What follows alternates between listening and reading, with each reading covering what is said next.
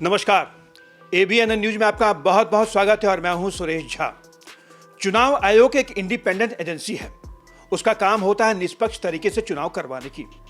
लेकिन आज हम आपको जो जानकारी देने के लिए जा रहे हैं उसे सुनकर आप चौंक जाएंगे, आप हैरान हो जाएंगे कि क्या चुनाव आयोग दंतहीन है? क्या उसके पास पावर नहीं है?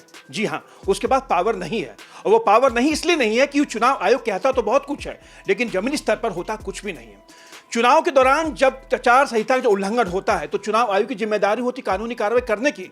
लेकिन अभी तक के इतिहास में देखा जाए तो चुनाव आयोग कितने पॉलिटिकल पार्टियों के खिलाफ कार्रवाई की है या नहीं की है, ये पब्लिक डोमेन पर नहीं आ पाती है। आज इसी विषय पर हमारे साथ बातचीत करने के लिए मौजूद हैं कानून के जानकार हैं मुरारी तिवारी। आइए इनसे बातचीत करते हैं। सर, चुनाव आयोग की बात करें कि चुनाव आचार संहिता होती है, जब भी इलेक्शन होता है तो सारी बागडोर चुनाव आयोग के हाथों में आ जाती है।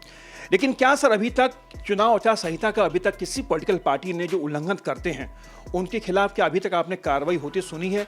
अगर कार्रवाई होती है तो क्या कार्रवाई होती है, और अगर कार्रवाई नहीं होती है तो क्यों नहीं होती है?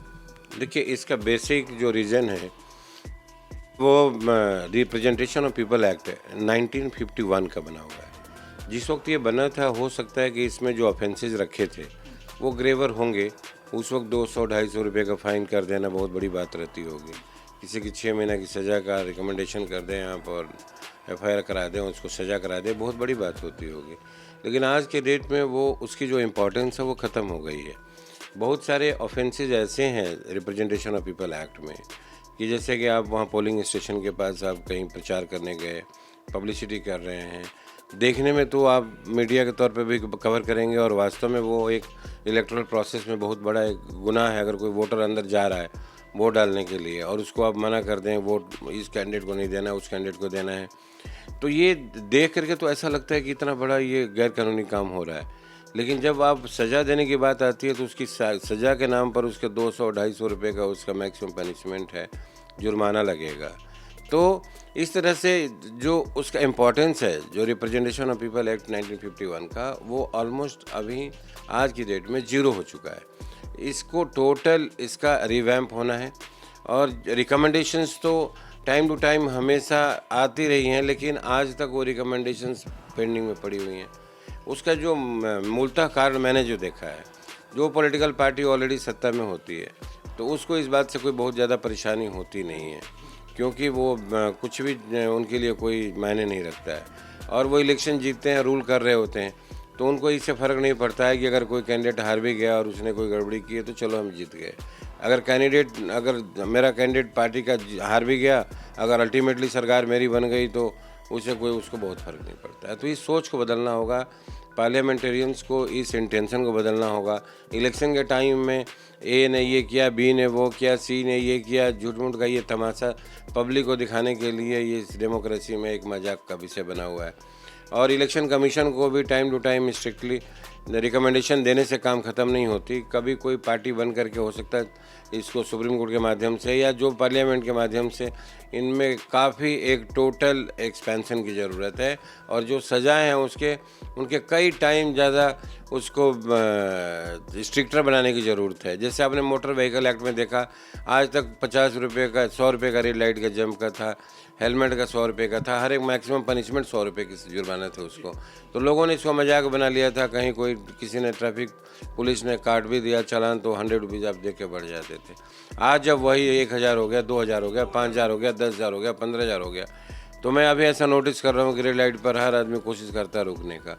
क्यों? क्योंकि हमारे कंट्री में ऐसी एक मानसिकता है कि मैक्सिमम जब तक पनिशमेंट नहीं होगी चीज़ों की तब तक लोग मानने के लिए तैयार नहीं हैं। सर, आपने देखा हो कि चुनाव के दौरान जो पॉलिटिकल पार्टी के जो उम्मीदवार होते हैं तमाम आचार संहिता का उल्लंघन करते हैं। कई तरह की ऐसी बातें बोलते हैं जो उनको बातें नहीं बोलनी चाहिए। जैसे अभी के इलेक्शन में देखें तो शुभेंदु अधिकारी ने बोला कि पाकिस्तान, नंदीग्राम को पाकिस्तान बताया उन्होंने। प्रधानमंत्री मोदी ने भी कई ऐसी बातें कही हैं, ममता बनर्जी ने भी कई ऐसी बातें कही हैं।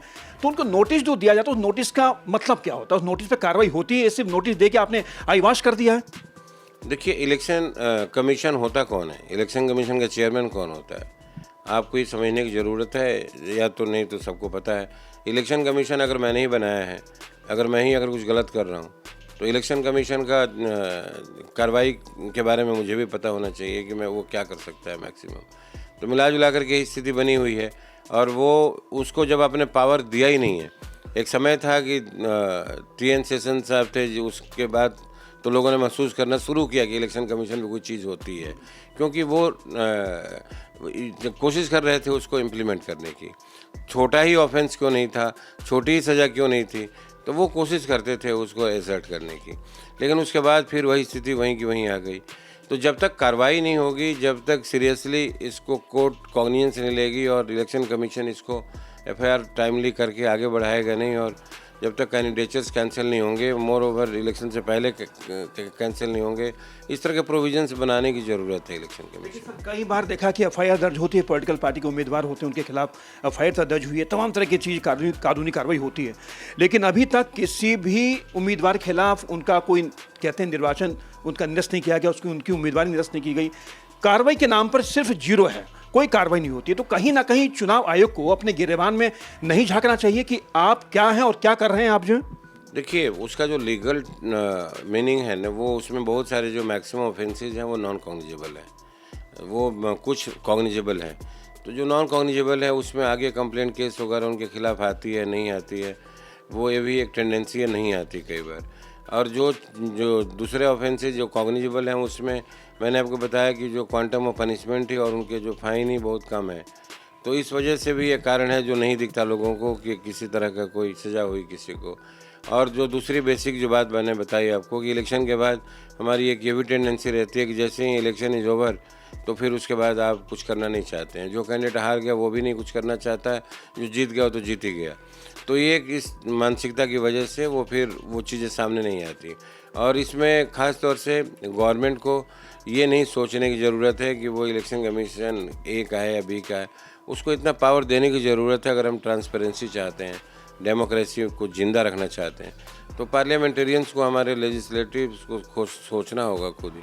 दे have to think about it कि हमें इसको अमेंडमेंट करने की ज़रूरत है, इसको टूथलेस बना के रखने से कोई फ़ायदा नहीं है। लेकिन सर, पॉलिटिकल पार्टियों को भी कोई डर नहीं चुनाव आयोग का, क्योंकि अगर कोई भी कार्रवाई करे तो कहीं ना कहीं उनको पता रहता है कि चुनाव आयोग क्या कर सकते हैं, उनके कोई पावर नहीं है। सभी आपने कहा कि पावर नहीं उनके पास, तो कहीं ना कहीं चुनाव आयोग को अपनी पावर का इस्तेमाल करते हुए कार्रवाई करनी चाहिए, ताकि लोगों के अंदर एक अच्छा भाव जाए, एक अच्छा मैसेज जाए कि चुनाव आयोग आखिर है क्या।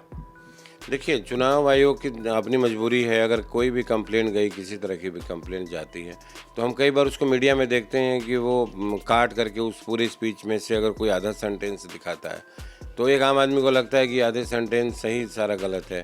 जब आप पूरी स्पीच देखते हैं तो किसी न किसी रेफरेंस में वो बात आई हुई होती है।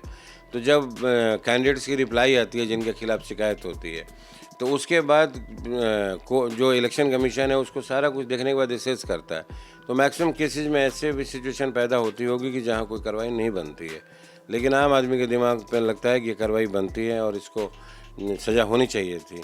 तो ये भी सब कारण है। तो principle of natural justice apply होता है हर जगह। मेरा अंतिम सवाल है कि चुनाव से पहले चुनाव आयोग जो है कई नियम कायदे कानून बनाता है, लेकिन उम्मीदवार उन नियम कायदे कानून का खुलेआम उल्लंघन करते हैं, खुलेआम धज्जियां उड़ाते हैं। देखिए, इलेक्शन कैंसिल भी होते हैं, बहुत सारे कैंडिडेट के इलेक्शन कैंसिल होते हैं। जब मामला कोर्ट में आ जाता है, आपने देखा होगा प्राइम मिनिस्टर उस वक्त इंदिरा गांधी थी, उनका इलेक्शन कैंसिल हुआ, बहुत लोगों के इलेक्शन कैंसिल होते हैं। लेकिन वो डिपेंड करता है कि उन चीज़ों को जो चैलेंज करने वाला कितना सीरियसली लेता है। हमारे यहाँ हमारी कंट्री की जुडिशरी ख़त्म नहीं हुई है अभी।